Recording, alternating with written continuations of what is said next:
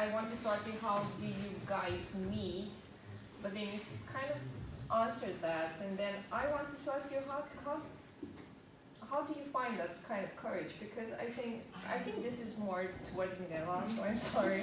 But it was really bold for that time. It's bold now. Now I realize. I was telling him, please don't speak any English on the streets, you know. But I didn't know that he was followed from day one, from the first minute. This is how naive I was, you know. I thought that if he didn't speak on the streets, you know, he could have, I don't know, and especially with the position I had, you know, as a tour guide, you're not allowed to have connections with, you know, and I didn't have any other connections with anybody, you know, and it says in my file, they say, I'm going to say what they say, she's intelligent, she's a hard worker, she has no visitors, she doesn't live in a hotel because her father doesn't let her. You know, she's este îmbrăcată impecabil, cu lucruri numai din străinătate. So, because I was working as a tour guide, so that was my main thing. But I actually wanted to improve my English, that's why this is how I started. But yes, you know, my brother was a soccer player. And if I left the country, he wouldn't have been able to travel abroad.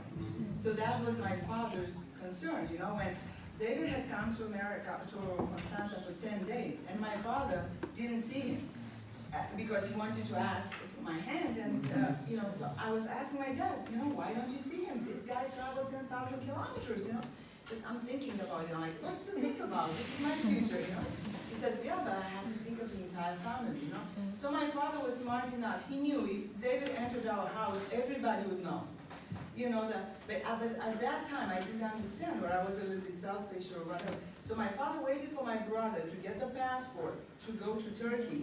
And then after he got the passport, he was able to see David. And he had like 2 more days. He told me, look, if in 24 hours I don't see your dad, I'm going to Iași. And it's over. He said, I'm not marrying your dad, I'm marrying you. It was very hard for him to understand. It was very hard for my dad. For me, it was a very stressful time.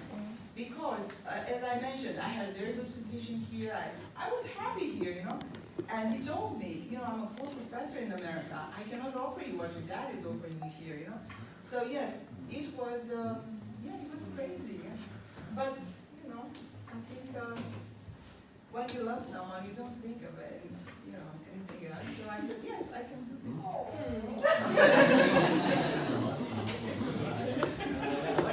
Love gives you grace. Love gives you pudding.